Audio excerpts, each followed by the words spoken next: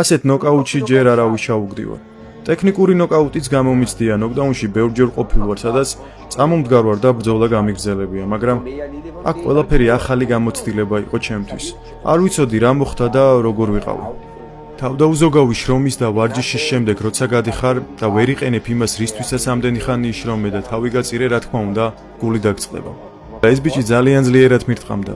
ძლიერი ხელი აქვს, ამას უბრალოდ ვერ ვუარყოფ. ბევრი ძლიერი დარტყმა მიმიღია, მაგალითად ჯასტინ გეიჯისგან, დასტინ პორიესგან, მაიკ ჩენდლერისგან. ისეთი დარტყმები მიმიღია, რომლებსაც ნოკდაუნში გადავუყვანი ვარ. ამ ბიჭს კი ნამდვილად ძლიერი დარტყმები აქვს. ასევე მან იცის ბრძოლა როგორ გაყიდოს. ამასთან ერთად ის ძალიან თავმდაბალი და ამქვეყნიური ბიჭია. მასთან პირადი შეხვედრები კეთილგანწყობილი და პატივისცემით სავსე იყო.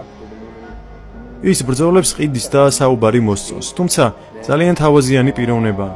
ამას დამატებული მას ძლიერი ხელები აქვს. ამას იმიტომ არ ვამბობ, რომ მან მე დამამარცხა. ან შოუს დგამს, არა, ნამდვილად ძლიერი დარტყმები აქვს.